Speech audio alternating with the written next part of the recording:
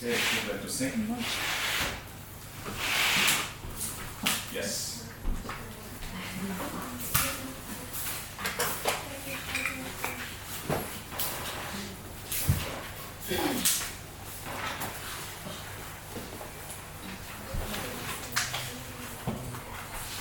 Must be in the very first page.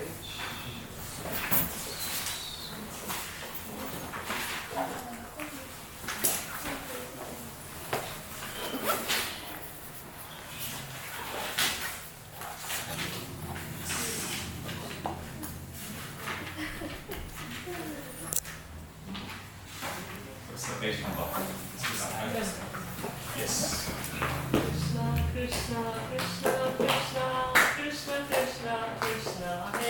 Krishna, Krishna, Krishna, Krishna, Krishna, Krishna, Krishna, Hare. Krishna, Krishna, Krishna, Krishna, Krishna, Krishna, Krishna, Hare. Krishna, Krishna, Krishna, Krishna, Krishna, Krishna, Krishna, Hare. Krishna, Krishna, Krishna, Krishna, Krishna, Krishna, Krishna, Hare.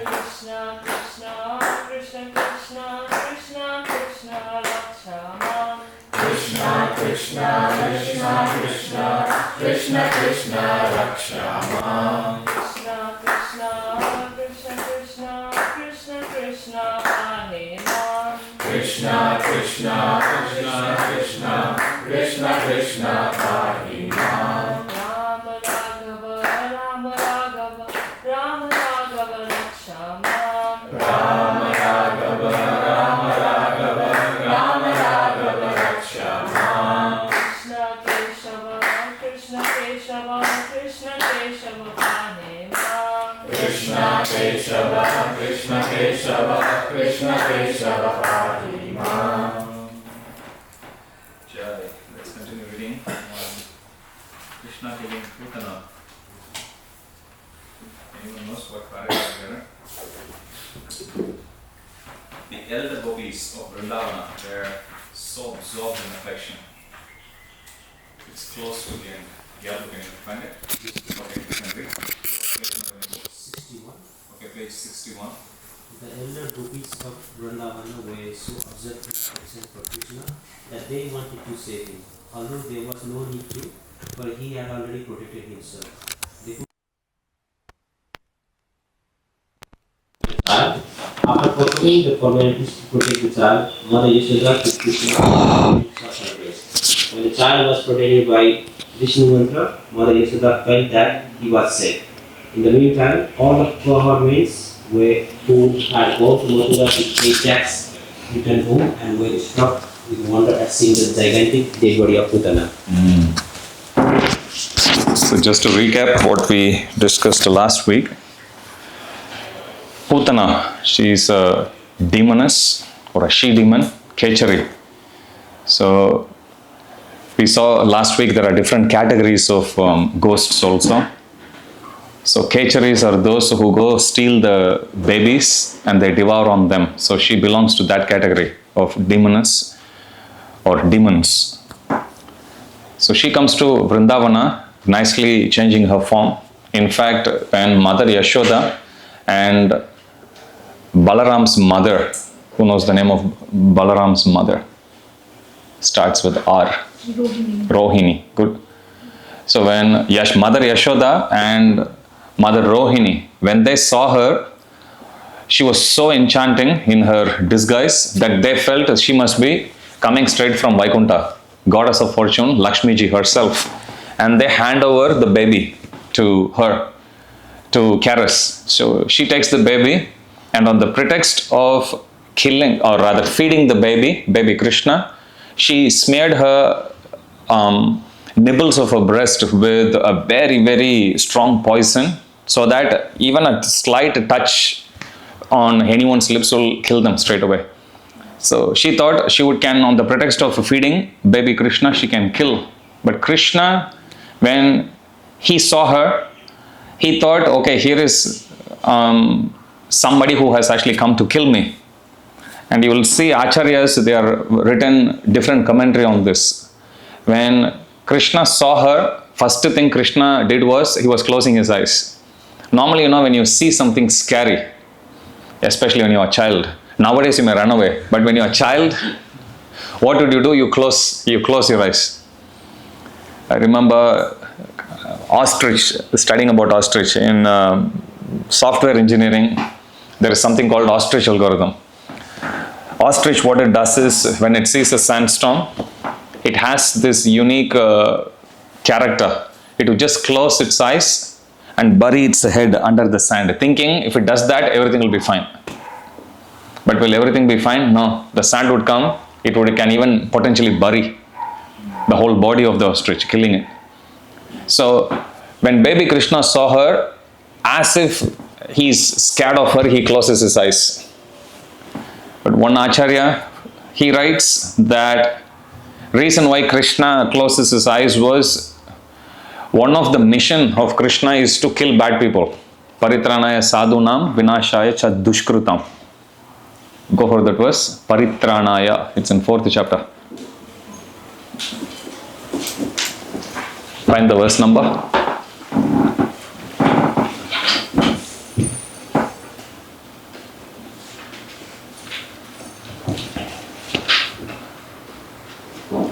You have your mobile with you? Yeah. You can use that. You can show her.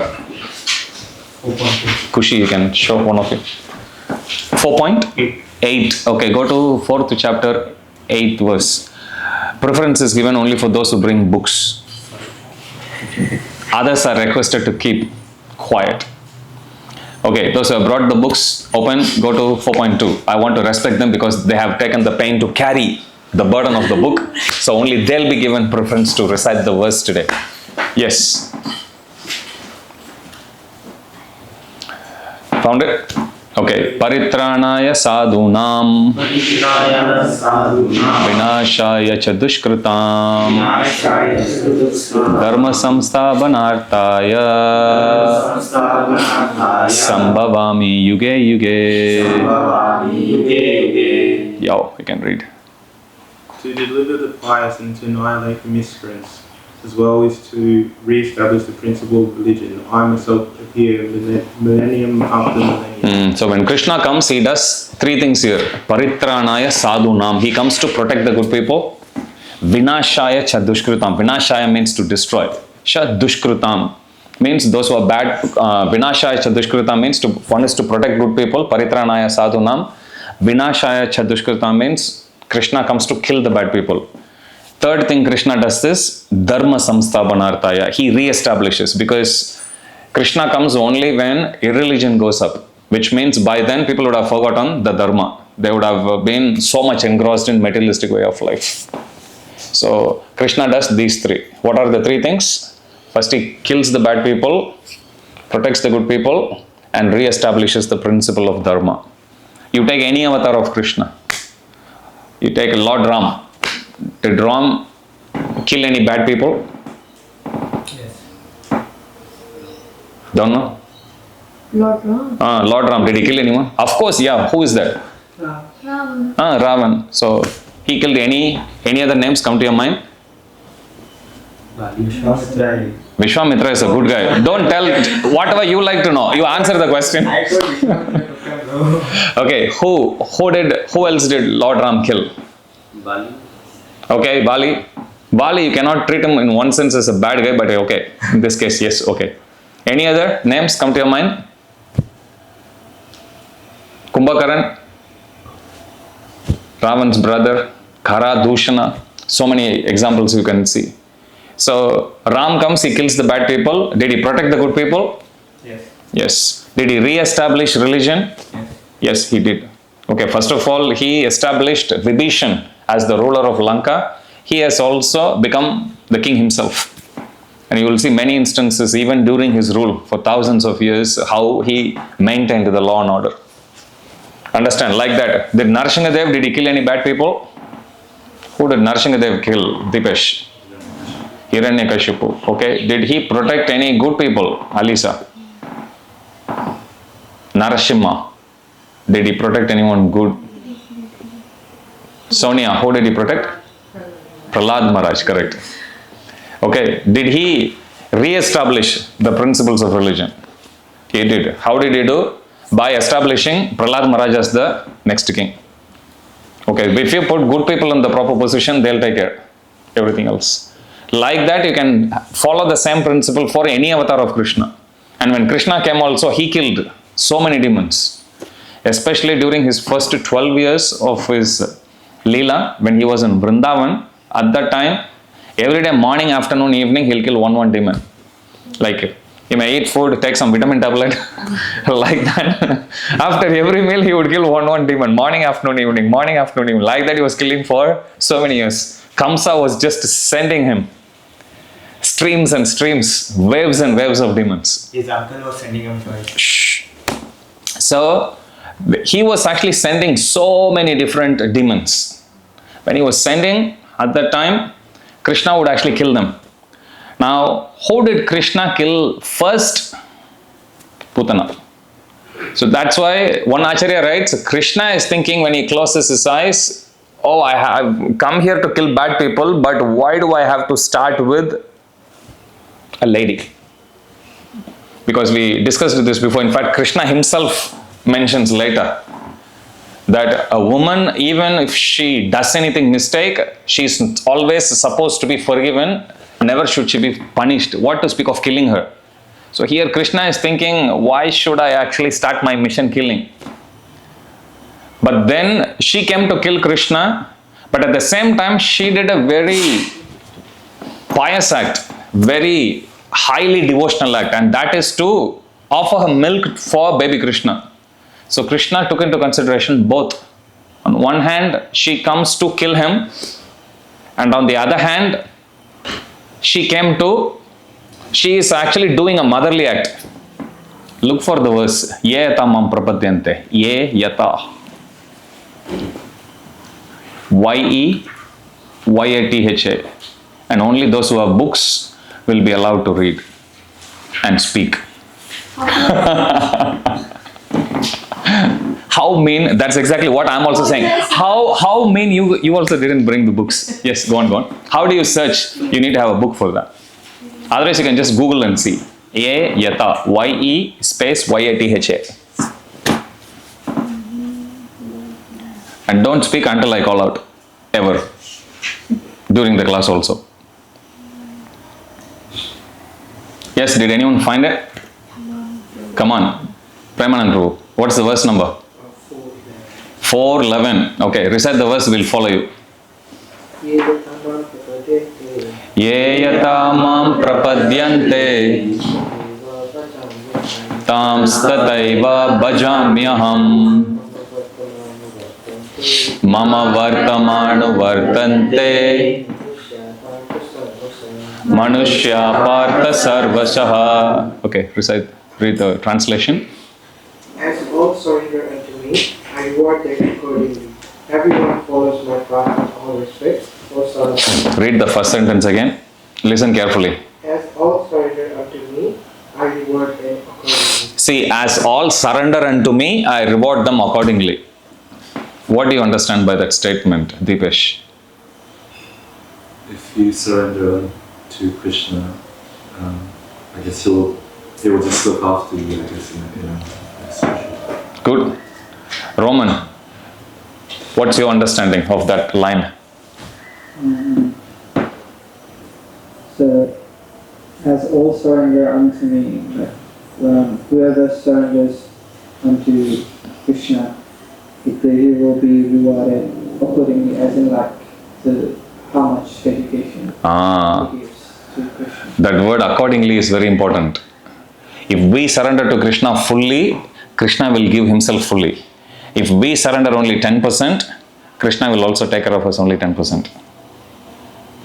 So it's very important that many times we may think, I'm worshipping but I'm not getting enough reciprocation from Krishna. What does it tell you? Correct. Issue is not with Krishna. Krishna follows everything properly. We don't follow. And Krishna is clearly telling what he does also. Okay, so next time you feel, I'm not feeling, sometimes you come to temple, everything feels a little mechanical. How many of you have that experience? Happens. And you may think, why it's happening like this? Because that devotee didn't speak inspiringly in the class. Or that devotee didn't sing the kirtan properly today. because this devotee upset me when I was stepping into the temple. None of that is the reason. What is the reason? We are not surrendered to Krishna properly. Okay, so to the extent that we surrender, to that extent Krishna will reciprocate. Now coming back to this demoness, she did two things. First thing is, she came to kill Krishna. Guess how Krishna reciprocated? Killing her back. Because she came to kill Krishna, Krishna says like, okay, yayata mam prapadyante tam stateva bhajamyaham. I will reciprocate accordingly. Understand? So she came to kill Krishna, Krishna killed her.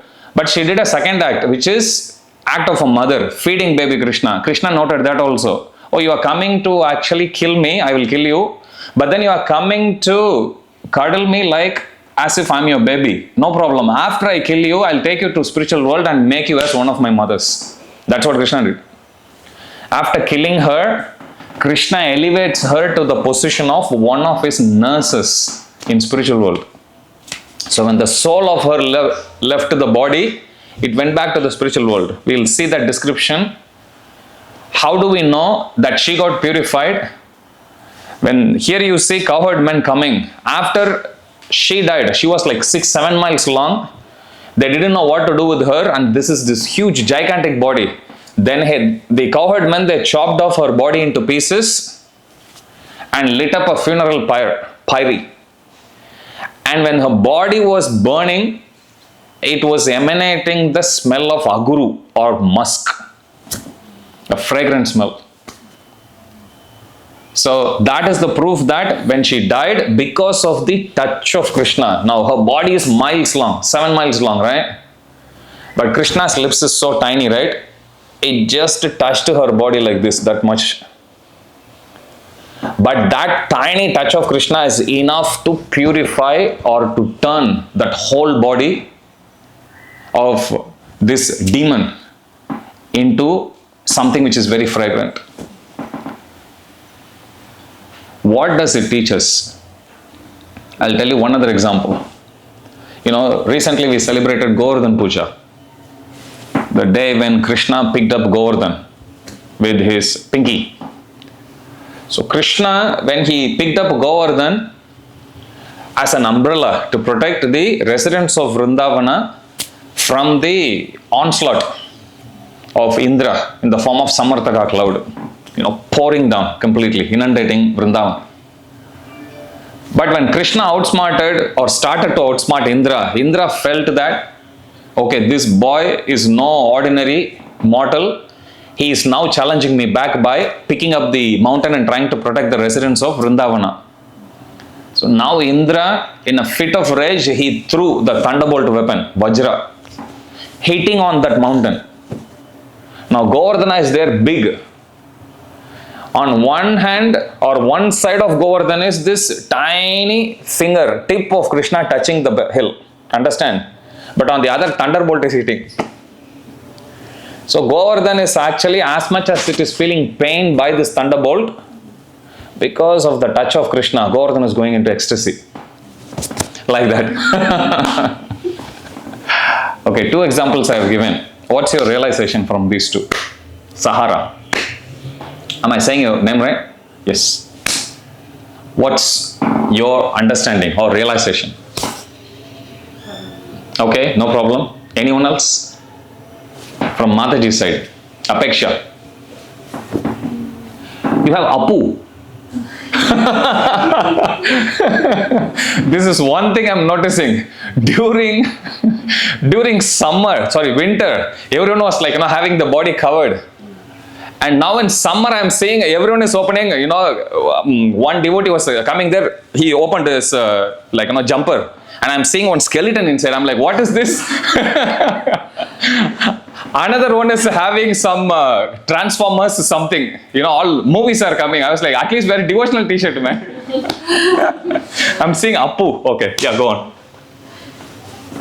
Tom and Jerry, that also I saw. Yeah, go on. I don't know, I'm thinking 2.4, like Krishna says, even a little bit of bhakti is never lost. Okay, that's a good realization. Even a little bit of bhakti is never lost. Anything else? Okay, Roman. Tiny mercy of Krishna who You're there, almost there. so even tiny mercy of Krishna will take you to the Correct. Your challenges can be so big. Your sins can be so big. Mistakes can be so big. Doesn't matter. You just call out Krishna's name once. There is one verse actually. Avashayanapi ennamni muchante sarva patakai puman vimuchate tasya simmatrashter mrgariva. Avashayanapi ennamni. You won't find this in Bhagavad Gita. You have to Google. Ava, A-V-A, S-E-N-A-P-I. Avashayanapi. A-V-A, Ava, S-E-A-V-A-S-E-N-A-P-I.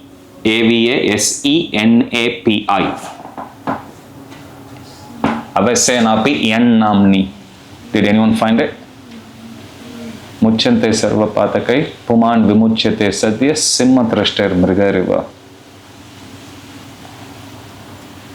Okay, anyone found it? Okay.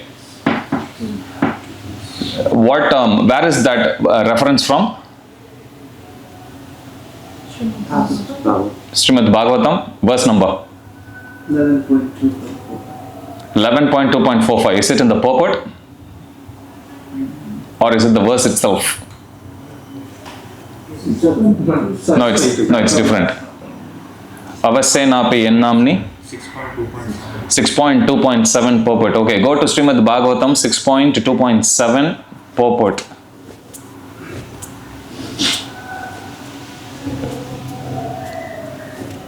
If one, the meaning of this verse, we'll recite it. The meaning of this verse is if one recites the name of Krishna once, immediately all your sins will run away.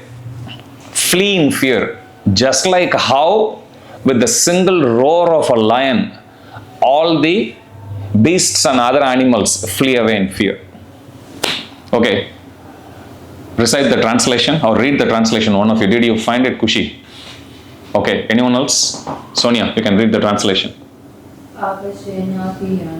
Ennamni. Senapi ennamni. Kirtite sarvapatakai. Puman vimuchyate sadhya.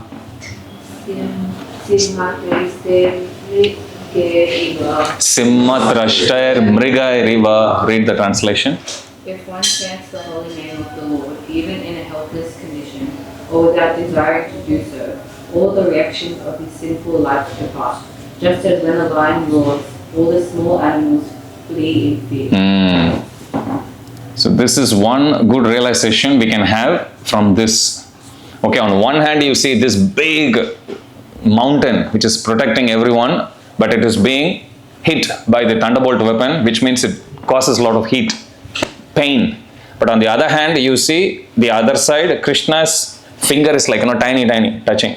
But that was enough to give him ecstasy and protect it from the thunderbolt. Same way, there is this miles and miles and miles long body of Putana, which is sinful. But then a little touch of Krishna's lips, that alone is actually enough to purify this miles long body. So in our lives also, many times, we may come to temple, stop coming. We may come to class, stop coming. We may continue to chant or we may stop chanting for some reason. Now we may think, oh, I gave up. No, you can start from wherever you left off at any point of time.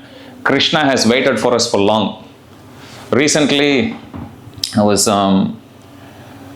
reading in news, Indian women's team, they won the Cricket World Cup. It's a big achievement. I remember following 2005. It's a big step because they were not getting much support. They were not considered to be, favorites. I think Australian team is usually the favorite. But they achieved something very, very remarkable. Something even more remarkable is how they enjoyed their victory. They welcomed all the seniors who were part of the teams. Even though they were part of unsuccessful campaigns in the past, they still welcomed them into their fold and they enjoyed the victorious moment with all of them. that's been appreciated by everyone. So I was reading there, one of the cricket players, I don't know who, there were quite a few who were sharing their realization. One of them was actually saying that it will take some time for all of this to sink in. When they were asking her, so how do you feel about this victory? And she's saying it feels like as if this is a dream, it will take some time for it to sink in. I was thinking, they are actually saying in ecstasy because, fighting for a cup for 50 years almost and finally coming out victorious, it's not easy. Now especially the game has become so much more competitive. Add on top of it the home ground pressure also. 1.4 billion Indians supporting the team. So it's not easy to carry that much burden of expectation and still come out victorious. But they did it remarkably well. We can chant one Hare Krishna Mahamantra for all our cricket team, cricket players. Hare Krishna, Krishna Krishna, Hare Hare, Hare Rama, Rama Rama, Hare Hare. But just like how this cricket player said, I was thinking when she was actually saying it feels like a dream, it will take some time for it to sink in to really make us understand, to really savor this moment. I was thinking our achievement in parallel to that is Radha Gopinath. It will take a lot of time for us to actually let that feeling sink in. What are we dealing with? Who are we dealing with? Once we get that, then we'll be able to offer our devotional services so nicely. Many times we complain, we whinge because we don't appreciate what we have been given with. What we have already gotten, we have not much appreciation. And if you look at people who are failures in life, if you look at people who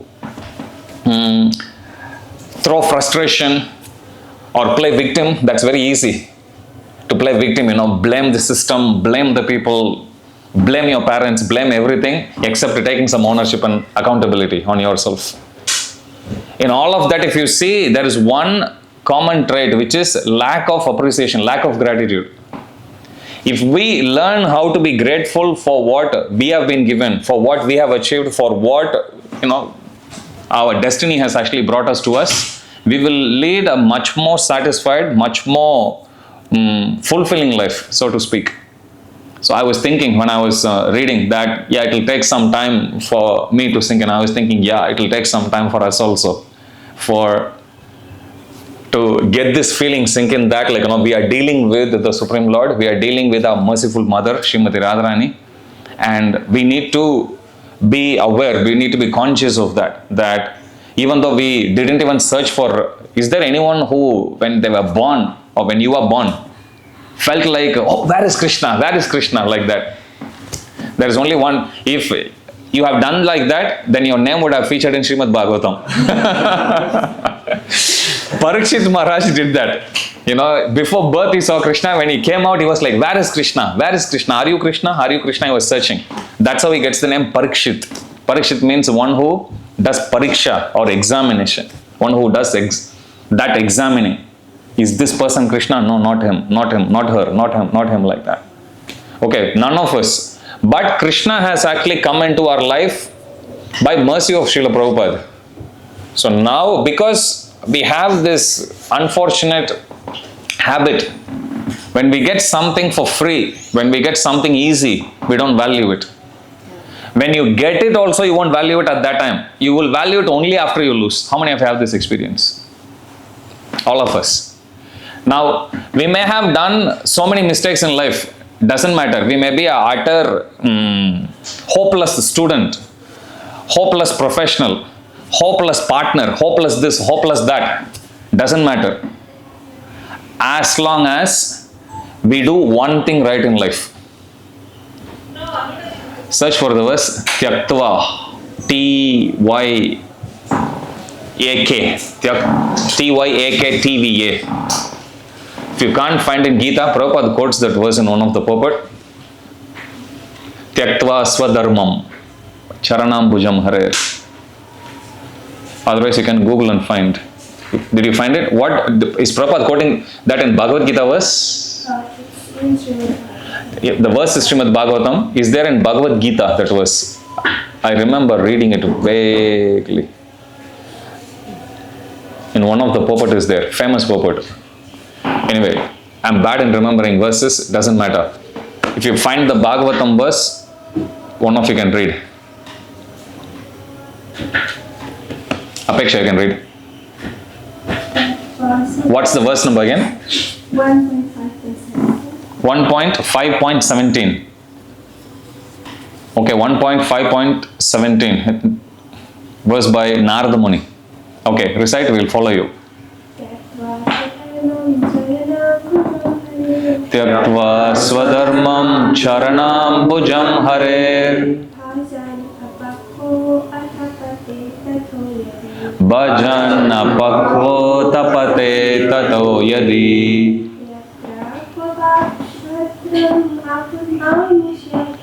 yadragvava badram abudamusyakim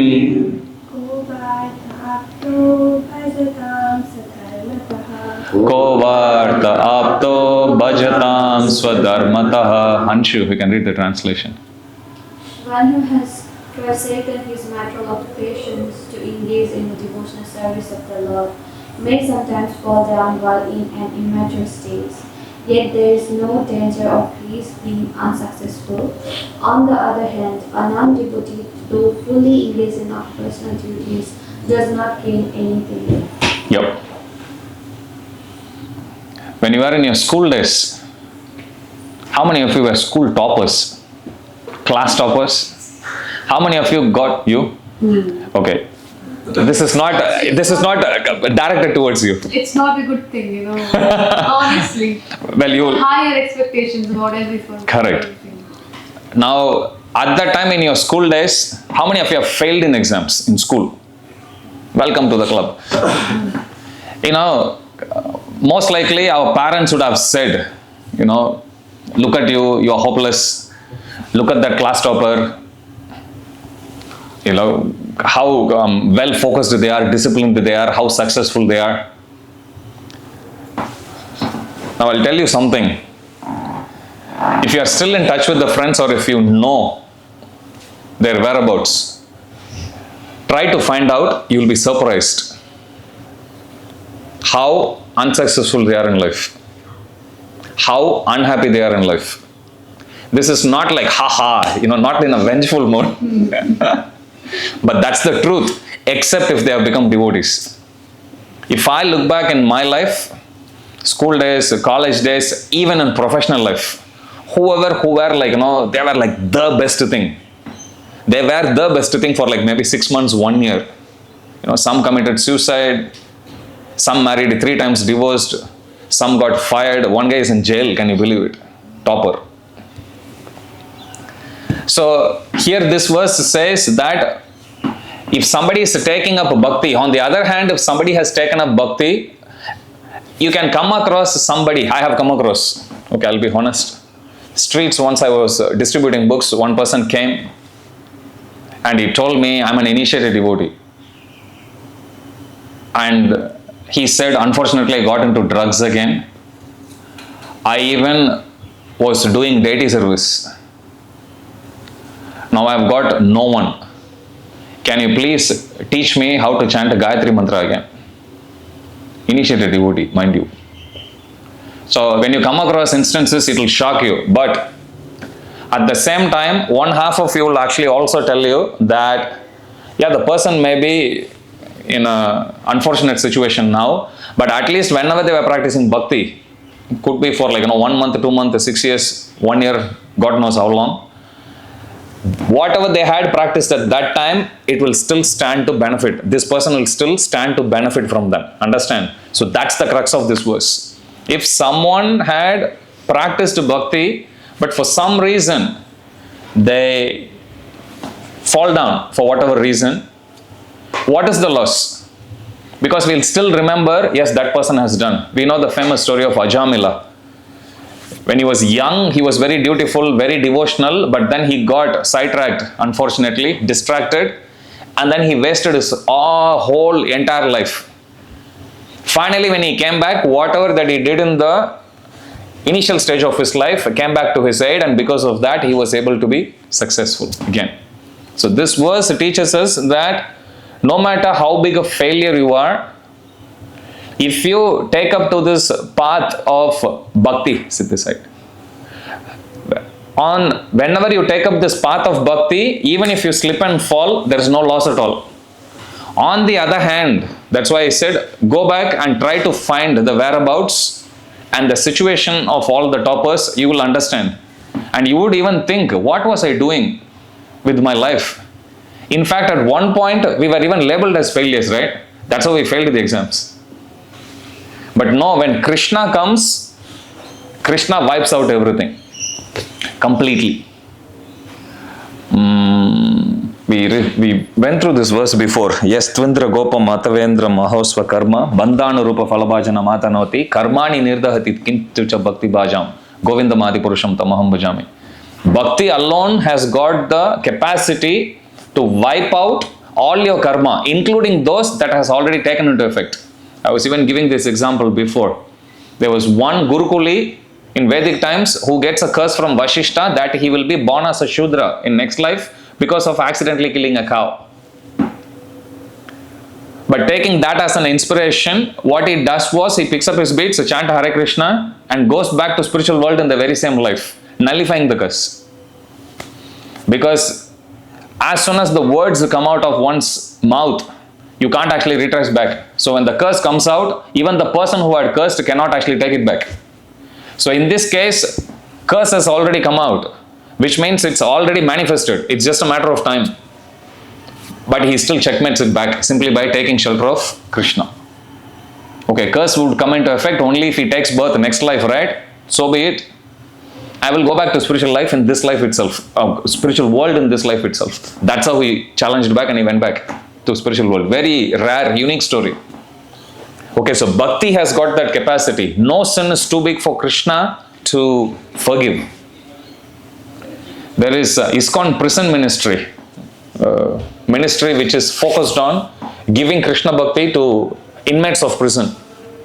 They do tremendous amount of work. They distribute prasad, they distribute books. They go to many places. So the tagline for the tagline for ISKCON prison ministry or even the mission statement is, for every saint there is a past and for every sinner a future. Who can repeat that? For every saint there is a past, for every sinner there is a future. Who can explain that? Hand up. Hand up. For every saint there is a past, for every sinner a future. No one's too late. Hand up. Okay, Kushi. Okay, someone who is a saint, he has faced something. That's why he came to that. Otherwise, people, if they're happy, they won't do anything about their life. Usually, there may be exceptions. Yeah. Yeah. And if someone is a The saint, reason why I'm adding that is somebody who's a sinner, you say like, I'll soon become a saint. Yes, go on. for sinners, I think it's still hope. They shouldn't lose hope. Understand? That's the meaning. For every saint, there is a past, and for every sinner, a future. We can't write off anyone. We can't think I'm a very exalted devotee and that person is a very miserable devotee. Look at him or look at her. They can't even chant the Hare Krishna Mahamantra properly. They are dropping their beads. They are dozing off when they chant. They can't sing the mridanga or play the mridanga properly. Can't play according to beat. You can think, mind may say so many things. How we perceive is different to how Radha Gopinath perceive. I've shared this before. One of my prayers to Radha Gopinath always is, please give me the vision how you see your devotees. So I can also see and I can also appreciate. We see only the faults because that's the tendency, that's the nature of the mind. But Radha Gopinath, as all loving parents, they would always brush aside the faults. Even a tiny good thing we do, they will look at only that and they will magnify it. That's why Jagannath has got big eyes. No eyelid also. Big eyes, he'll see. Tiny thing you do, he'll be looking. Wow, my devotee has done prasadam today. My devotee has eaten prasadam today. It's not a great service. We think it's not a great service, but Jagannath looks at it as great service. Krishna has got one unique quality. Prabhupada mentions gratitude. Krishna has got gratitude. Prabhupada says Krishna is not an ungrateful God. Tiny thing you do, Krishna will remember that and he will reciprocate. As much as we saw in today's verse, as you surrender, Krishna reciprocates accordingly. How many of you think you have surrendered enough that Radha Gopinath is taking care of you just to the extent that you have surrendered? How many of you think like that? How many of you think that Radha Gopinath are taking care of me more than the level of what I have actually surrendered? Put the hand up.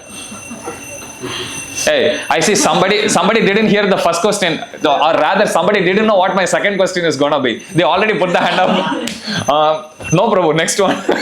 Some must like this. What is that? Hands up. Okay, so Krishna is like that, but Radha Gopinath are not like that. Understand why? Because Radharani is there. Alone Krishna, don't trust him. In Jagannath Leela, there is a story. There is a Jagannath garden, Vallabha garden in Puri.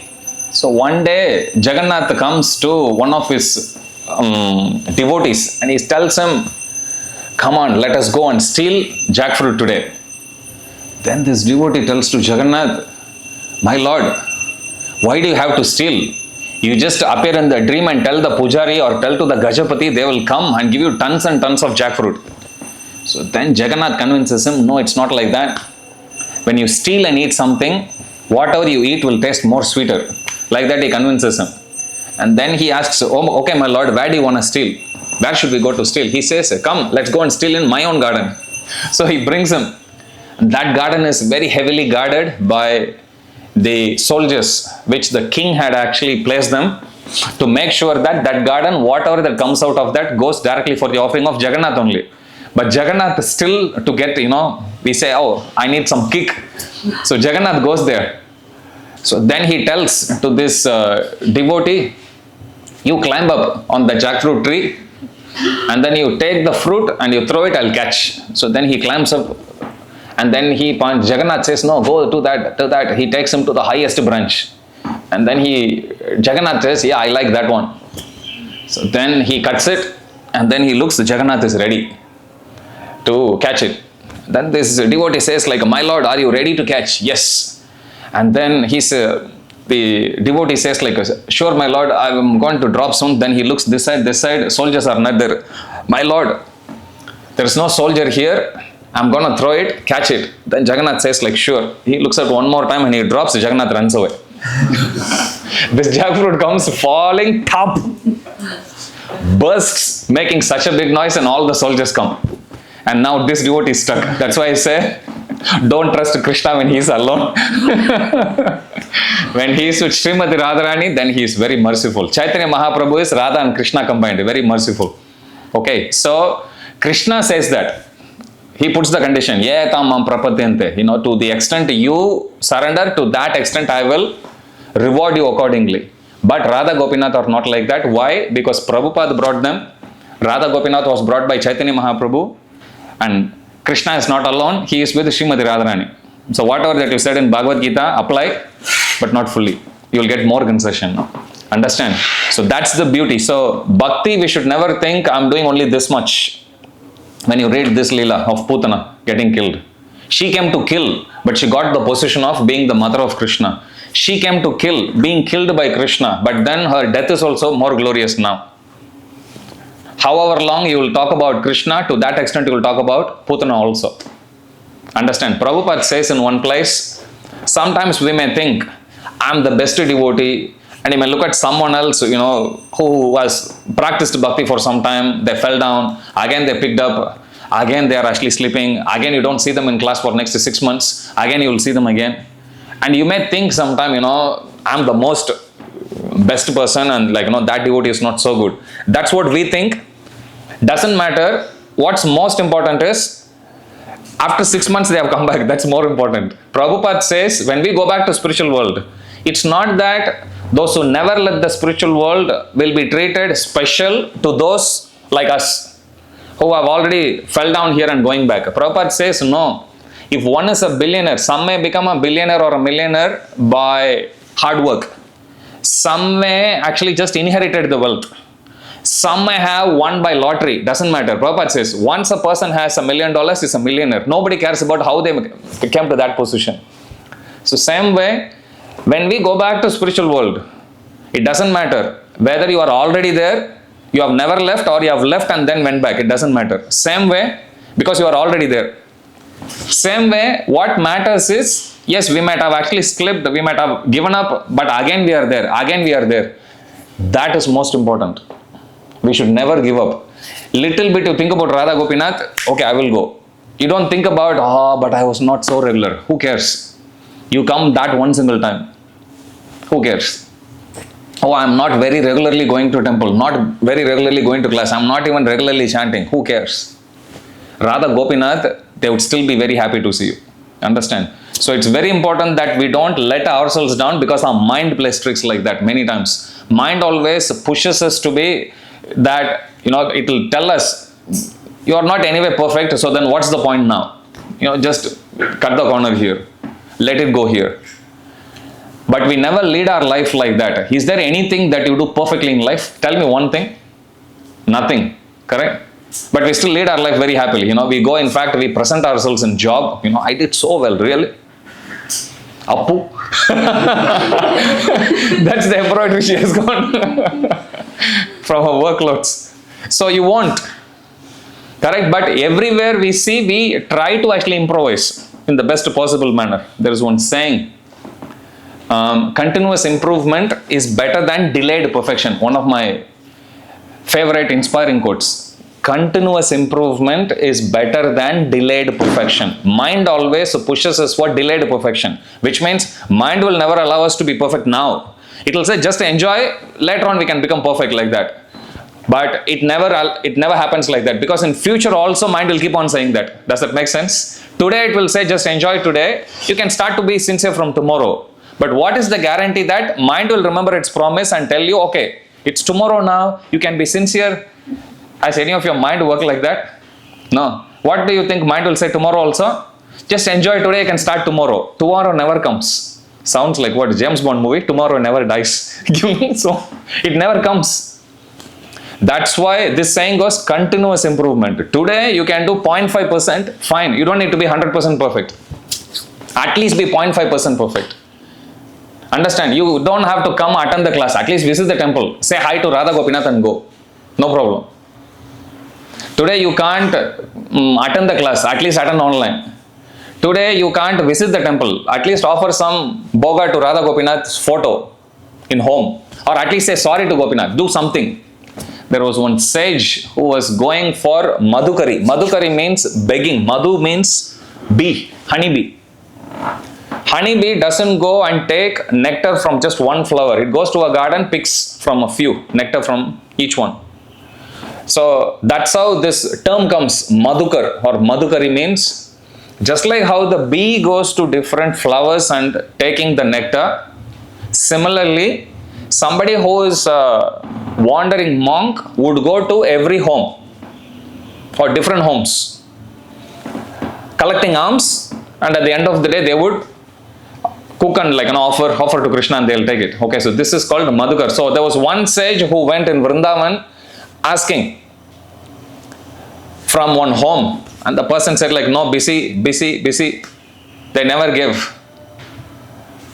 Then finally one day he was going that path and they said hey, wait, you have been asking us for such a long time, today I have something to give. And the person from the home came and he gave some ashes in the begging bowl. That's what he dropped, some ashes from the stove. And then as he was walking, the neighbor started chastising this person, saying, is this how you treat a monk? Look at what you have given, like that. But the monk has actually pacified the neighbor, saying, don't worry, I have been coming for such a long time asking him to give me something. He hasn't given me anything at all. Today he has given me at least some useless ashes. That's a good starting point. At least he has started to give. Eventually he'll change. Okay, so we should never think that I'm not perfect, so what's the point in all of this? That's the trick of the mind. Same way it will say, even during the class sometime, you sit in your uni class, it's boring. Half the time gone. Now the mind will say, okay, keep looking at the watch for next remaining half the time. Now you don't need to be like that. You can just think, okay, one half I actually screwed up, doesn't matter. Let me try to focus a bit more and learn a little bit. How many of you have tried like that? Understand? Happens. So that's how our life will be in material world. In material world, Krishna says anything that you do here will be filled with some impurity. It's impossible to be pure in anything here. Impossible. Okay, so we should never try. We can try for perfection, no harm in it, but we should not let such lofty standards to bog us down. Understand? So here, this Leela, when we study, we need to remember that Putana, her starting point was wrong. There is one other saying. Sometimes you get very deep inspirations, some funny memes also in Facebook, internet, WhatsApp, Instagram. You can't go back to the past and change the beginning. Okay, listen to this carefully. You can't go to the past and change the beginning, but you can start to work from where you are and finish the ending. Does that make sense? In cricket match, you can be 7 wickets down. Doesn't matter. You can't go and start from the first ball. But 7 wickets down, that's perfectly fine. With 3 wickets in hand, you can still win the match if you focus with what you have in hand now. How many of you think before you came to Krishna consciousness, you thought, this is it? I don't think where my life is going. I felt like that. I felt like completely down. I was like, this is it. This is screwed. Nobody can, it's beyond anybody to actually even fix. That's what I thought. And then you come and you think like, wow, after all, my life is not such a tragedy. You will feel like that. And after some time, you will feel like, actually, you know what? I can actually do something very, very remarkable for the pleasure of Krishna, like that. Understand? Krishna alone can do. Prabhupada would say, without Krishna, everything is zero. You can keep on adding zeros.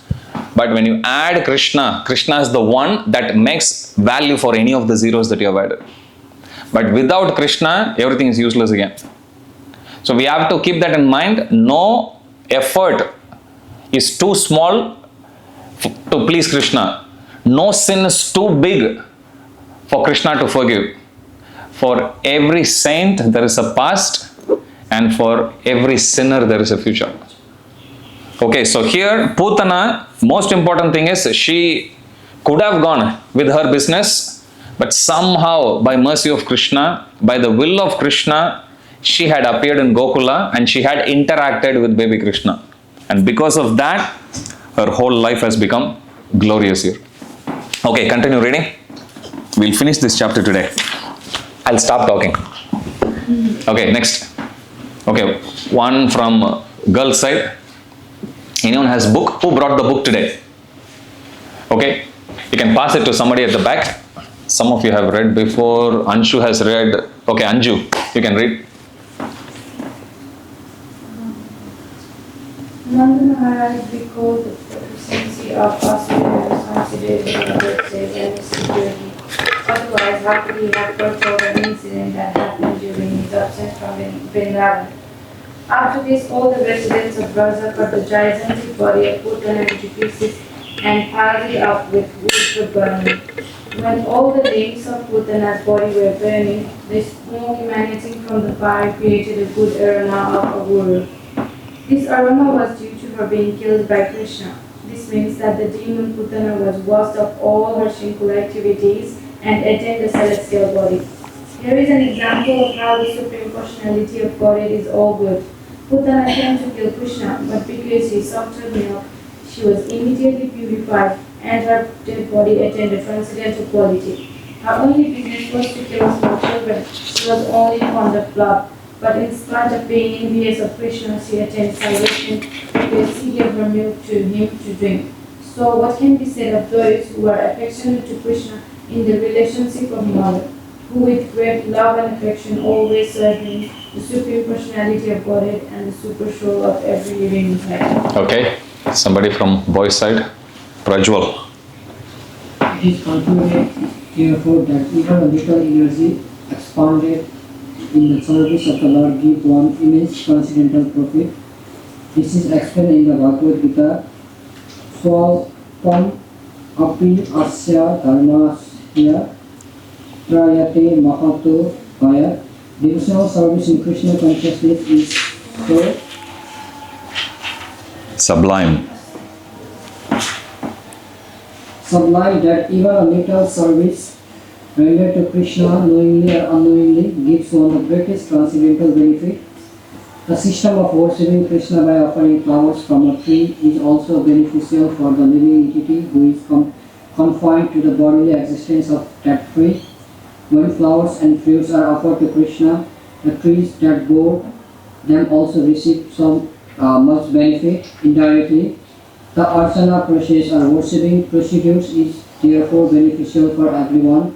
Krishna is worshipable by great demigods like Brahma and Lord Shiva, and Putana was so fortunate that the same Krishna played in her lap as a little child. The lotus feet of Krishna, which was worshipped by great sages and devotees, were placed on the body of Putana. People worship Krishna and offer him food with great reverence and devotion, but automatically he sucked the milk from the body of Putana.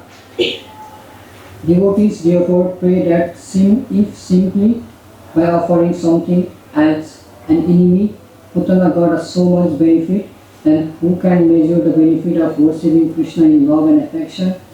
Therefore, only Krishna should be worshipped, for so much benefit awaits the worshippers. Prabhupada is teaching us one more lesson. If somebody with so much envy and so much disdain is actually benefiting so much, if somebody came to harm Krishna so much, if she is benefiting so much, what to speak of those who is serving Krishna with so much love and affection? How much more would they benefit? That's the point of Krishna. You can give the book to Sahara, she can read. Although Putana was an evil spirit, she gained elevation just like the mother of the Supreme Personality of Godhead. It is clear that the cows and the elder gopis who offered milk to Krishna were also elevated to the transcendental position. Krishna can offer anyone anything from liberation to anything materially conceivable. Therefore, there cannot be any doubt of salvation of Putana, whose bodily milk was sucked by Krishna for such a long time. And how can there be any doubt about the salvation of the gopis who were so fond of Krishna? Undoubtedly, all the gopis, cowherd boys, cows, and everyone else who served Krishna in Vrindavana with love and affection were liberated from the miserable condition of material existence. good. Yes, you can read. What's your name again? You. Rahul. Yes, read. When all the inhabitants of Vrindavan smelled the good aroma from the smoke of the burning Putana, they inquired from each other, where is this good fragrance coming from? And while conversing, they came to understand that it was the fumes of the burning Putana. They were very fond of Krishna, and as soon as they heard that the demon Putana had been killed by Krishna, they offered blessings to the little child out of affection. After the burning of Putana, Nanda Maharaj came home and immediately took up the child on his lap and began to smell his head. In this way, he was quite satisfied that his little child was saved from this great calamity. Srila Sukadeva Goswami has given a blessing to all persons who hear the narration of the killing of Putana by Krishna. They will surely attain the favor of Govinda. Wow, congratulations. read the last sentence again. Shukadeva Goswami. Srila Sukadeva Goswami. So he is the author of Srimad Bhagavata Puran, from where this story has come. Yeah, read that. Srila Sukadeva Goswami. Srila Sukadeva Swami has given a blessing to all persons who hear the narration of the killing of Putana by Krishna. They will surely attain the favor of Govinda. So whoever has come to the class today, you will all attain the favor of Govinda, Gopinatha, Madan Mohan, everyone. Okay. Thus in the Bhaktivedanta purport of the 6th chapter of Krishna, Putana killed. Any question? Anyone has? Okay, let me get the names right. Chetan, Yao, Gyalbu. No. I'll come to you. Deepesh, Prajwal, Rahul. Forgot. Kumbhaj. Kumbhaj. What does Kumbhaj mean? Agastya Rishi. Oh, Agastya Rishi. Devarata is also Agastya. Kumbhaj. Okay. Agastya Rishi. Roman, Premanand, Salan. Forgot your name. Okay, Prashun, Preeti, we have George Harrison, Lakshmi Tamang, Anjana Shrestha is this side. Okay, now I'm not mixing. Anju, Anshu, Sonia, Alisha, Apeksha, also known as Apu. Okay, Sahara, Kushi, I forgot. Name? Ishan. Ishan. So, Rahul, Ham, you had your hand up. Question. So, last time I was in class, we discussed that Lord Shiva is Bhagavan, God. But I read demigod like Lord Shiva. Yeah, good question. Sometimes Prabhupada, to differentiate Bhagavan, which is Supreme Lord, from everyone else, he would actually say demigods like Shiva. But actually Shiva is Devadidev. He is the Lord of demigods, if you go strictly technically. So we have 330 million demigods, or 33 crore demigods, Devatas. The king of all Devatas is Indra. That's why he is known as Devendra. Indra means king. Devendra means king of all the demigods. The Lord of all demigods is Shiva. He is known as Devadidev. Now the Lord of Shiva is Krishna. Okay, so Shiva, he appeared as an expansion, or he appeared, there will be a source of everyone, right? Who is the source of Shiva? Shiva's source is Sankarshana. That's how he gets the name Shankar. Have you come across this name of Shiva? But for Vishnu, there is no such origin, so to speak. Does that make sense?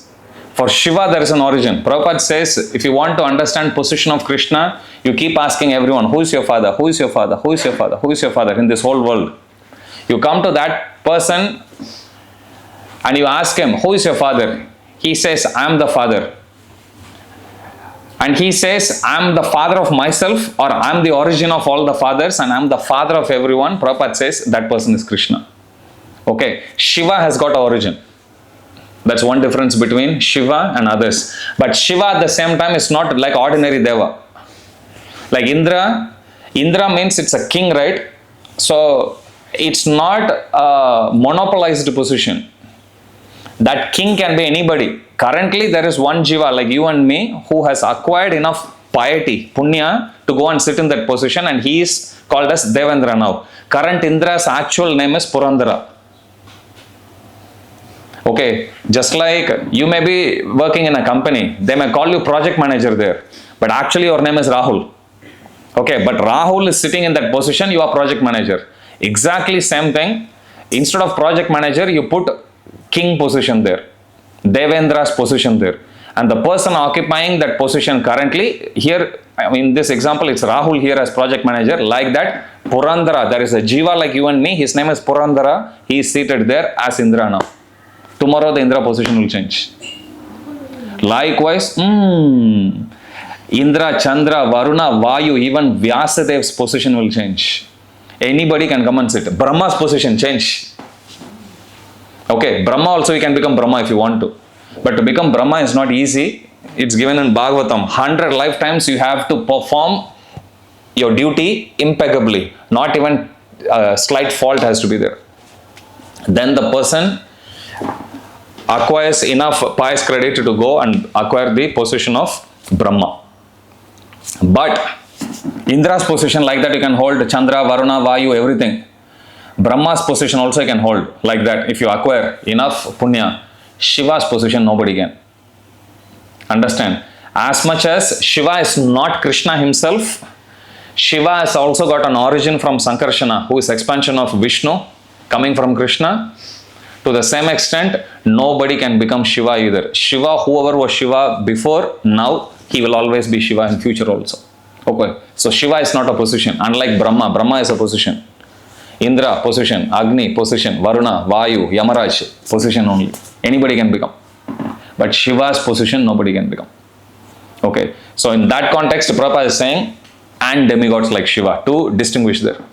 The emphasis here is that Krishna's lotus feet is so elevated, so rare to be worshipped, even by great exalted personalities like Brahma and Shiva. And here we have a demoness upon whose body Krishna is placing his feet. That's the, hear me out. That's the comparison Prabhupada is making here. Okay, go on.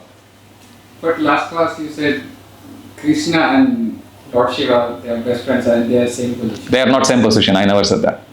Go back to the recording. Recording is there. Okay, I said Shiva is not an ordinary person. Shiva's position, people give different meanings. That Shiva means nothing. That's not correct. Shiva means the most auspicious. And Shiva is Devadidev. He is the Lord of all demigods. Shiva also worships Krishna. That's why he sits in meditation. Okay, so Shiva and Krishna are not the same. In fact, according to Padma Puran, it's given to consider name of Brahma and Shiva to be same as Vishnu is offensive. Okay, so Shiva is not the same position. Just like if I say Rahul and Brahma is the same, it's not. Eventually you can become if you want to, but as of now it's not. Like that, Shiva and Krishna's position are different. Shiva and Vishnu's position are different. They are not same. But Shiva is also not an ordinary mere mortal like you and me. Shiva never dies.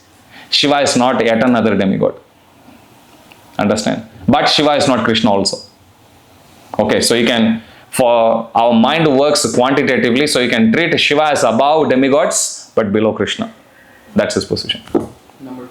Yes. Let me ask around first and then I'll come to you. No, I mean Shiva number 2. Yeah, Shiva number 2 if you like. I thought you have a second question. Yes. Kamboj. Kumbaj. Okay, Kumbaj. You said Shiva worships Krishna. Shiva worships Krishna or Vishnu. His chant, Shiva, he chants, there is no difference between Krishna and Rama. In the sense that they both are Supreme Lords. Just like somebody in our neighborhood, they may say, look at all of us, and they say, they are all Krishna Bhakt. Now, if there is a sannyasi who comes here, that person will say, they are all Krishna Bhakt, including some elevated, exalted sage also. But actually inside, that is true from their perspective. But inside we know, yes, we are all Krishna Bhakt, but sannyasi is a more elevated position. Understand? I am not the same as the sannyasi. He is much advanced in bhakti, I am new. Understand? So, outside perspective, you can say everything is same. But when you go into, then you understand the details there, then you see even inside the same, there is hierarchy, there is gradation. Likewise, on one hand, we can say Krishna and Lord Rama are same in the sense, they are all Vishnu Tattva. But even among Vishnu Tattva, there is gradation. If you read, you know Vishnu Sahasranama. So Vishnu Sahasranama is a song that is sung by Bhishma Dev when he was on the bed of arrows. So Sahasra means 1000, Nama means name. Vishnu Sahasranama means the 1000 names of Lord Vishnu. Anyone knows that or heard about it? Yes. Okay. Shuklam Varadharam Vishnum Shashivarnam Chaturbhujam Prasannavadanam Dhyayat Sarva Vignopashante, it goes. So if you look at that assembly when Bhishma Dev sings that song, Shiva is also there present along with Parvati. After hearing 1000 names of Vishnu, Shiva turns towards, just like there is a big group, 50,000 people are there. One may be the main speaker, but others will sometimes talk to your friends to the side, right? So here Shiva likewise, he turns towards Mother Parvati and he says, instead of chanting this 1000 names of Vishnu, I can also chant Ram's name 3 times and I can get the same benefit. He says like that. That's how this song comes, Shri Rama Rama Rameti Rame Rame Manorame Sahasranama Dastulyam Rama Nama Varanane. So I usually use this as an example because there is one school of thought that Rama, Krishna, everyone came from Vishnu. That's not true. If that is true, then how can Ram's name be more powerful than Vishnu's name? If one is the origin, so it has to be the other way around. Confucius says, he's I think a Chinese philosopher, a little learning is a dangerous thing. Sometimes we learn little bit and then we project more based on our understanding, based on whatever we watched in television serial, cartoon movies, everything. Like Parashuram. Parashuram is not Vishnu Tattva. Buddha is not Vishnu Tattva. Parashuram is Jiva Tattva, like you and me, but specially empowered. That's why he comes under Satya Vaishavatar. Understand? So Parashuram is not Vishnu. Parashuram cannot give liberation as such. But if he is empowered by Vishnu, then he can act in that capacity to the duration, however long Vishnu wants him to. And then he'll pull the power back. You will see that even in Parashuram's Leela also. Understand? So, but generally from outside we put everyone is avatar. So everyone has to be same. It's not like that. Amsa is different, avatar is different. We are going technical. Avatar means technically like avaroha, coming from a higher plane to a lower plane. That's what avatar means. From spiritual world, when any personality, supreme personality comes down, he is known as avatar. So you can't go to spiritual world and there you see Lord Ram and call him, oh, you are Ram avatar. No, avatar means you call that word avatar only in material world. In material world you can use that name, avatar. You can attach to it. But you go to spiritual world, you have gone to higher platform. So avatar term goes out of the window. Understand? So coming back to your question, what name does Lord Shiva chant? Shiva chants Ram's name. Okay, so but who is Shiva's Ishtadevata? Sankarshan. It's there in Bhagavatam. That's how he gets the name Shankar himself. Okay, Sankarshana, Krishna expands himself into 4 forms. It's known as Chaturvyuha. Vasudev, Sankarshana, Pradyumna and Aniruddha. Okay, Vasudev, Sankarshana. So Sankarshana is Vishnu Tattva, which means his original expansion of Vishnu. From Sankarshana comes Lord Shiva. Just like how I am saying the origin of Shiva, you can even say origin of Vishnu also as Krishna. Fine. But you cannot find origin of Krishna. Krishna is the origin. That's why Lord Brahma sings Govindam Adi Purusham. Adi means original. There is nobody beyond him. But there are personalities beyond Lord Shiva also. There are personalities even beyond Vishnu also. But beyond Krishna, there is nobody according to Shastra. So we go by the Shastra. We can have our own opinion. We can have our own popularity and all of that. What matters is our understanding has to be in line with the Shastra. Because you haven't seen Krishna, I haven't seen Krishna. But there has to be some common basis on which we base our understanding, right? Goes by this. Not based on somebody what they say. In YouTube will come across many spiritual personalities who say, I haven't read any Shastra, but according to me means, you know, Prabhupada, what he would say for according to me, that means you are a rascal like that. Okay, if what you say is truth, might as well show the proof. Okay, rather than following a person who is not following the scriptures, I follow the scripture. Now you can say, how can you put more emphasis on a book than even a person? Answer is very simple. Have you done any mistake in life? Yes. Have you come across anyone who has never done any mistake in life? No. Why should I follow them? What if they are wrong? Understand? But you can say, but what if the book is wrong? Correct. That's also a good question. Go to the verse.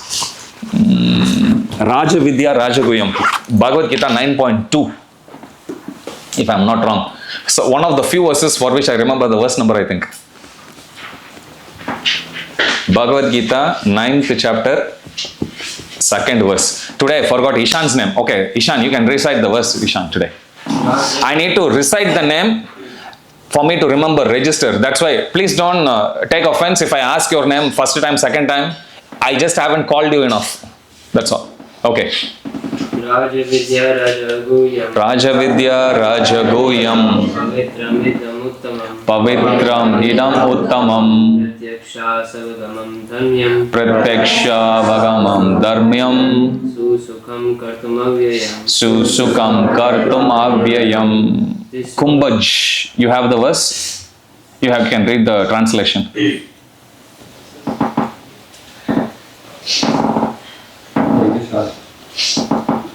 This knowledge is the king of education, the most secret of all secrets. It is the purest knowledge, and because it gives direct perception of the self by realization, it is the perfection of religion. It is everlasting, and it is joyfully performed. Of all of this, the third line which you have actually read the translation for, Rajavidya Rajaguhyam Pavitram idam uttamam pratyaksha vagamam dharmyam. Pratyaksha means direct experience. So why do I need to put more emphasis on the book than even some other personality who's just making up his own? Because the book is actually saying, Krishna is saying in Bhagavad Gita only, it's not something you need to follow by faith. This is not a book of faith. What's the proof? Krishna is saying here, Pratyaksha Vagamam. Anyone has Bhagavad Gita? Find out what Pratyaksha means. Word to a translation. By direct experience. Very important. Okay, it's not based on what some movie director says, not based on some holy personality says. It's based on direct experience. This is a book of experience, which means Krishna is saying, you don't need to follow it just because I'm saying it. You take it, you follow it, and you experience it. If that experience matches what Krishna says in this book, then that proves my statement is true, which is, I'll put my faith in this. In fact, this is the basis on which we identify who is a sadhu and who is a demon.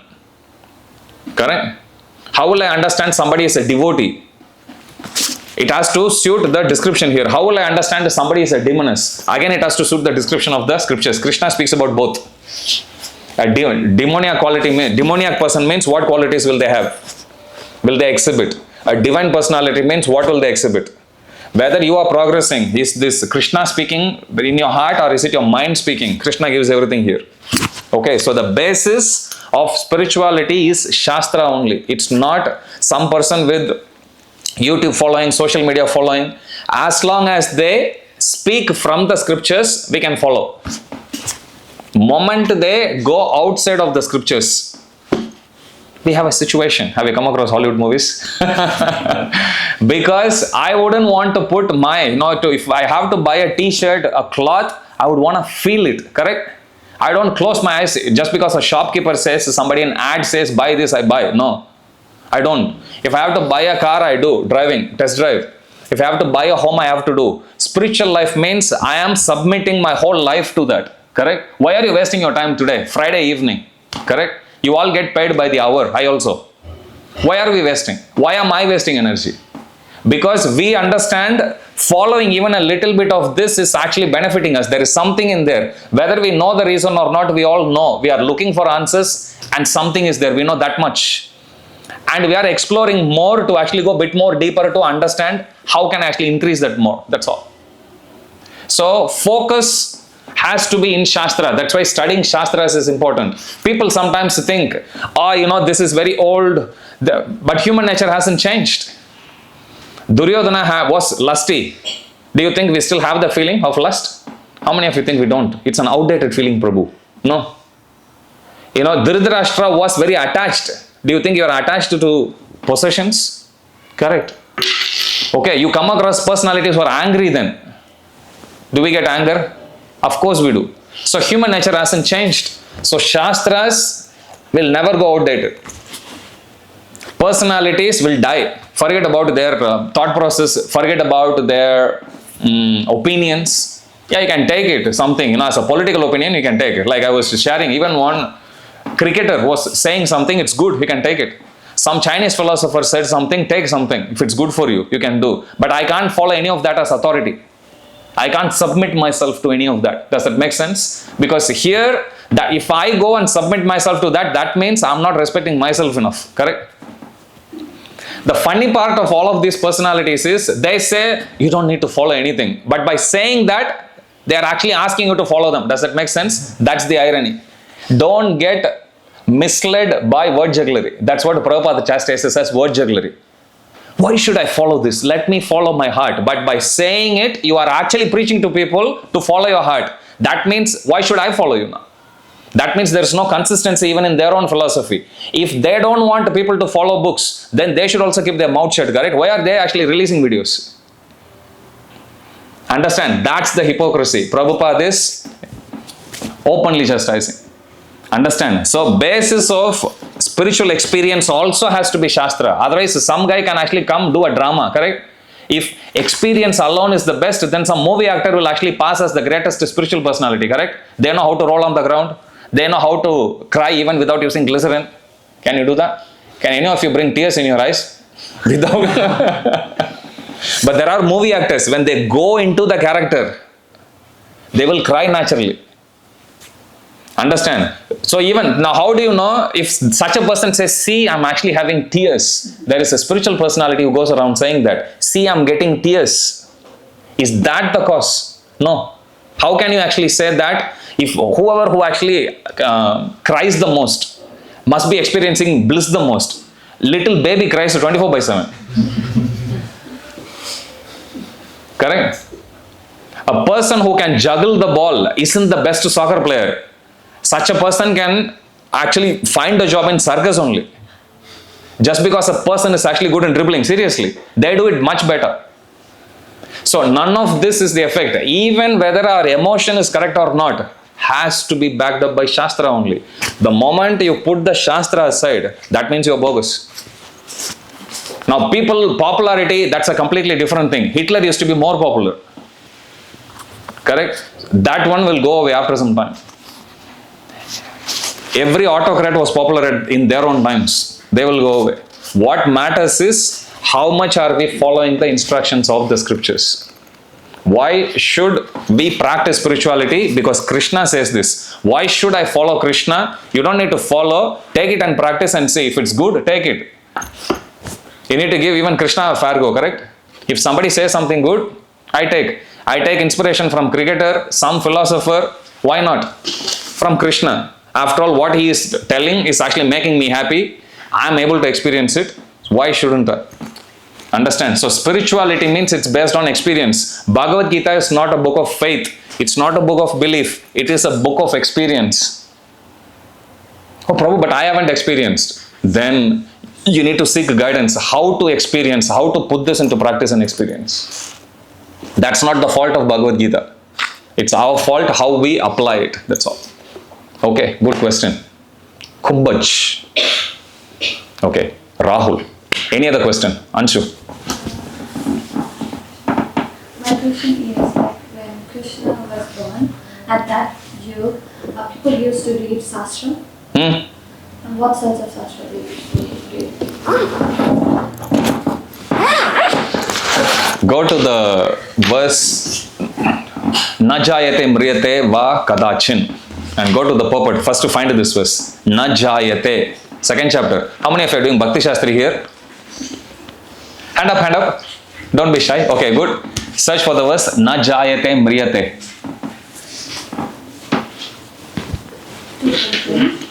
Yeah. So you read this verse. Okay, Na jayate. What's the verse number? 2.20. I don't know Bhagavad Gita. I was opening Krishna book as if it's Bhagavad Gita. Yo, can I borrow? So if you go to this verse, Na jayate mriyate va kadachin nayam bhutva bhavita vana boyaha ajo nitya shashvato yam purano na hanyate hanyamane sharire. Correct? Now who speaks this verse? Krishna himself quotes the verse. Go to the purport, Prabhupada uses the verse which is quoted by Krishna here. Na jayate mriyate va vipaschin. This is coming from Upanishad, Katha Upanishad. Prabhupada says here. What to speak of us? Even Krishna quotes from the scriptures. Go to Bhavatiti Anushruma. Go to first chapter end.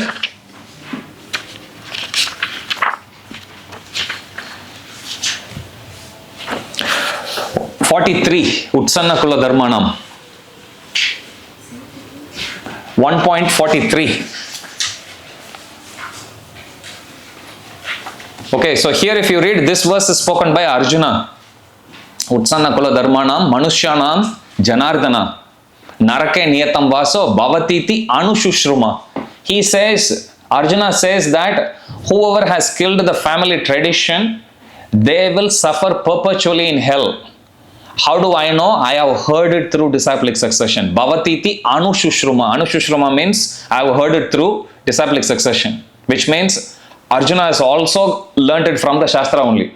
Shastra means there are two types of Shastra, Shruti and Smriti. Shruti means mainly the four Vedas are Shruti. It's based on pronunciation.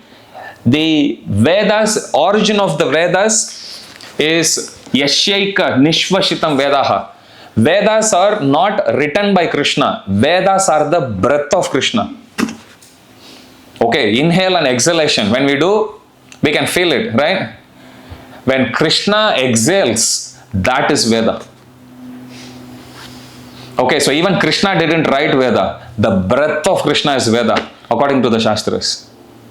Okay, so here, the four Vedas, they come under Shruti. Now let's go to Smriti. Smriti means, usually, or Upanishad, they all come under Smriti. Smriti means, or Upanishad means, Upa means to be very close. Wherein a guru is there, disciple is there, disciple would sit close to the guru and they would hear the instructions. That's what Upanishad means.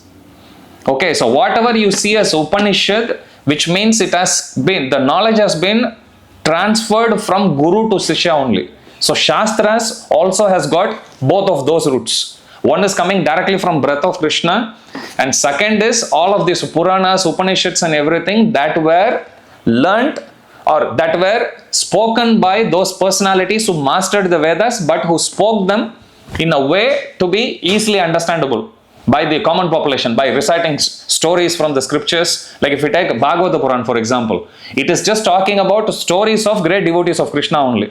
It's not made up stories. It's not allegorical stories. They are historical stories. Just like how we are talking about Prabhupada, we are talking about Bhakti Siddhanta Saraswati Thakur. Like that, these sages also, they were talking about stories from the past. You know Ajamila's story in 6th canto. Go to 6th canto. Ajamila's story, go to the end of it. Now mind you, Ajamila's story is part of Bhagavata Puran here, correct? Yes. Now go to Bhagavata Puran is spoken by Shukadeva Goswami, correct?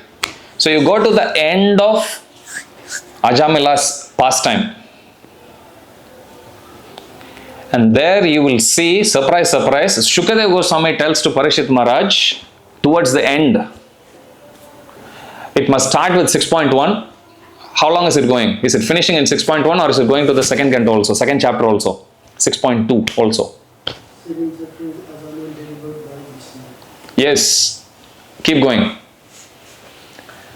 Towards the end where Shukadeva Goswami says, I heard about this narration of Ajamila from sage Agastya, Kumbhaj. Okay, so you will read that. Anyway, you can find out. Did anyone find the verse where he mentions about, he learnt about this story of Ajamila from Agastya? I neither have my mobile nor laptop. I can't find out.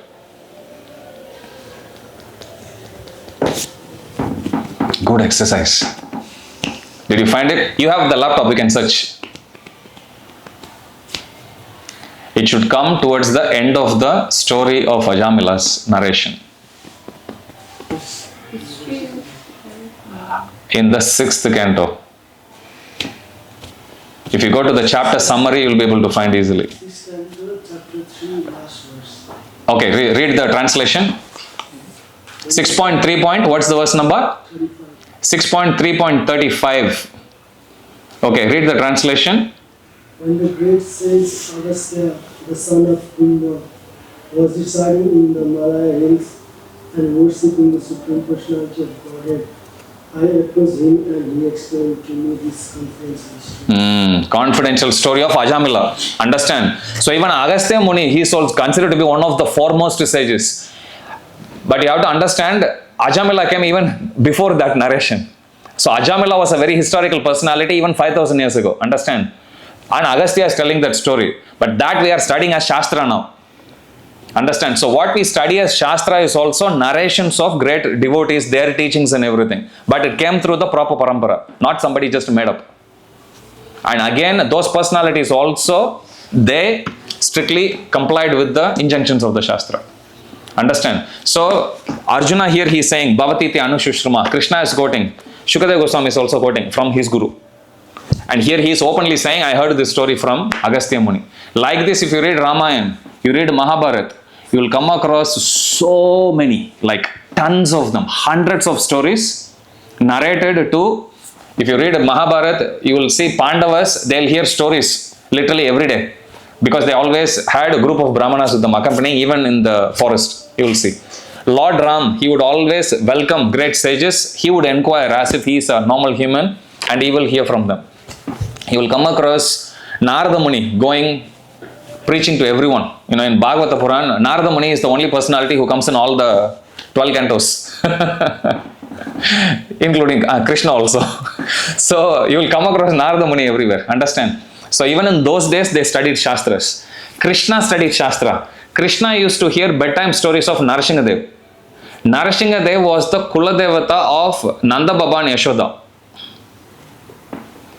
So you will come across. Shandilya Rishi was the guru of all the, like a Kula guru of all the Brajabasis. So you will come across personalities like that. So studying, they have always been studying like that. My curious is like, if they had heard Shastra or learned Shastra from Brahmanas or Vedas, did they heard the name of Krishna as the Supreme Lord? Of course they did. And they saw Lord Krishna and they didn't know he was like... They asked the same question. Good question. You know, sometimes they come in Shastra, somebody asks one question, they say, this same question has been asked by Narada Muni to Brahma. Like how you are asking? One devotee asked Prabhupada, when Krishna was there, why didn't people just surrender? Prabhupada says when Krishna was there, barely 30-40 people know that he is Supreme Lord. It's one thing to know. Another thing is to act on that platform and follow. Understand? Material energy is so powerful that it will make one be forgetful very easily. That's the beauty. But strictly speaking, we are more powerful than material energy. I'll tell you something. You know, there is spiritual energy and there is material energy. Where are we? Louder. When you know the answer, be confident. Speak louder. Marginal. Marginal means, am I above material energy or below material energy? If I am above material energy, how can Maya overcome me? Why are you nodding here? That's a question, man. You know, answer me back. Yeah, that's a good question. Thank you. Answer that question. If spiritual energy is here, material energy is here. If I am marginal, I am supposed to be above material energy. If I am above material energy, how can Maya overcome me? Normally, yes. Okay, Sonia. No, go on. I'm not sure, but is it just ignorance? Okay, good. Ignorance. Okay, Prajwal. Because we have fallen.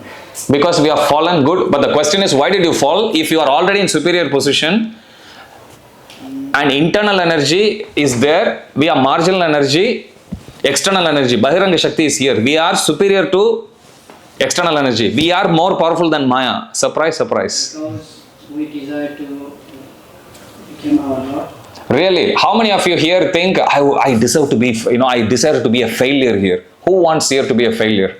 If I'm already powerful, why would I actually go to a, lesser powerful position? I wouldn't. Okay, Apeksha. Do you think Sarkari question is because we chose to be here? That's my question. I'm just challenging here. If I am already in a powerful position, let's say I'm a billionaire, you know what, I feel very bored. Please keep it. I want to be a pauper. Who will do that? When I know very well I'll suffer, I wouldn't actually give up that position. Okay. Maybe we don't know that we are doing it. That means, good question, because her point is, maybe we don't know that we are superior. But question is, why did we even find ourselves in that position? If you don't know means then already you are in lower position than Maya, correct? If I am more powerful, let us say for example, an ant is going. Any child would actually know that ant is more inferior than me, correct? At least physically. Spiritually everyone is the same. Physically at least the child would know. Correct? No child will actually forget that, you know what, I always thought that, like, I'm more weaker than ant. Is there anyone here who can? You see, even little child, anything you put, they put in the mouth, correct? That's what they do. But why? Even though, by definition, we are more higher than my question is, how is it even possible? That's the question. Because we are intelligent. Okay, so we choose to be dumb. No. Because we are intelligent, then how can we lose the power and go to a lower position? I'm playing devil's advocate here. Okay, Salan. We wanted to enjoy and let Maya overcome us. Like this is saying, fake it until you make it. Yeah? And there is also saying, don't fake it too much that you will start to feel like you already make it. It's like, so what happens is if we fake too much, and I'll go by your line of argument. Let's say I'm the most depressed person in the whole world. Do you think still I will choose to be a beggar compared to if I'm a millionaire now? You know what? I feel very depressed. I choose to be a beggar. No. Even a person who's most depressed, they'll still go in front of the mirror, decorate themselves nicely, and they'll go cover up. Correct? Because even in the most depressed position, we still want to be presentable. There are some things we will not give up ever. Self-respect will never give up. Why did we actually choose to? It's okay. I'll give you a hint. It's not based on choice. It's not like I chose to actually be weak. That's not your Leela. Okay, Anshu. Because of law of nature. Okay, you're close. I'll give you credit. Who made the laws of nature? Krishna. This question is asked by Vidura to Maitreya, that by definition we are supposed to be, there is Krishna's Antaranga Shakti, internal energy, there is external energy, and I am marginal. Marginal means I am more close to internal and I am above Maya, above external. If this being the case, how can it happen in material world? The position is getting reversed. And Maitreya, he says, yes, normally it's not possible, but by Krishna's arrangement, it is working like this.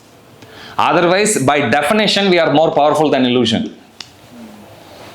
Otherwise, we are not called Antaranga, Tatastha Shakti. Marginal means you are in the margin between one and the other. Then that's when you are called margin. That position hasn't changed. Okay, it's just like, let us say, somebody is very powerful, but in a drama, he is supposed to actually act weak. Then based on the script, based on the situation, role can be reversed. Like that, Maitreya Muni tells to Vidura, normally living entity is more powerful than Maya, but because the living entity wanted to be enjoying here, Krishna made it such that, now mind you, because Krishna made it, it's not based on our choice. Because Krishna made it like that, for a temporary position, Maya is having the upper hand there, that's all. Otherwise, by our constitutional position, we are more powerful than Maya, even in material world. But Krishna made it like that. Okay, yes. I have a question about the It's 8:25, we can start to serve prasad. I'll still take questions. Jagat Guru Srila Prabhupada ki jai, Shri Shri Radha Gopinath Bhagwan ki jai, Grantaraj Srimad Bhagavatam ki jai, Krishna book ki jai, Gopinath Youth Group ki jai, Jai Nitai Guru Premanande.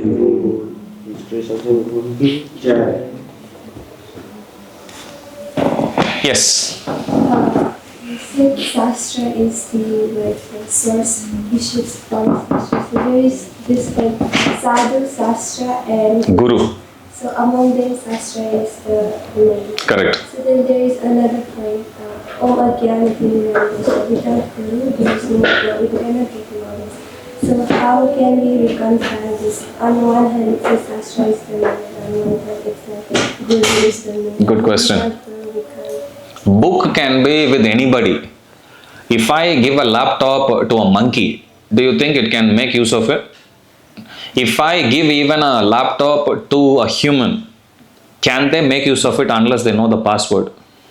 Same way, Shastra is the source. But to understand the Shastra, we can't study Shastra on our own because we can conclude it and interpret it wrongly. Same Bhagavad Gita, you ask anybody, Bhagavad Gita, yes, do your duty and don't expect result. Are you mad or what to follow that philosophy? If you do your duty, why should I not get the result? That question comes, right? You go to work. Why do you go to work? To earn money. If there somebody tells you that same philosophy, do your duty, but don't worry about the result. Is that a practical philosophy? Okay, that's not what Bhagavad Gita teaches us. But people still keep going, saying, do your duty, don't worry about result, don't worry about result. Then why do your duty? Just sit in home. Correct? That's not the full understanding of Bhagavad Gita. That's why I quoted, a little learning is a dangerous thing. When somebody who don't know anything, they'll keep quiet.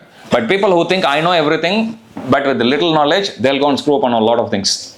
Okay, coming to your question. There are three sources of spiritual knowledge. One is Guru, second is Sadhu, third is Shastra. Guru means a spiritual master. Sadhu means one who does spiritual sadhana is a sadhu. And that sadhu can be both male and female, doesn't matter. Male sadhu, female means sadhvi, same. Shastra. Now between the three, who is more superior? Shastra is the superior. Why? Because Shastra will teach us to identify who is a proper Guru and who is a proper sadhu. Otherwise, anybody wearing nice robes, anybody with beard and mustache, anybody with anything, they can actually say matted hair, turban, so many things they can just pass and they can say, I'm the greatest Guru here. It doesn't work like that. So scriptures say sadhu means or Guru means as long as they comply with the injunctions of the Shastra, then they are given the position of Guru or sadhu. As much as somebody who is a judge. Now, to answer your question, I'll use this analogy. Is judge superior or law book superior?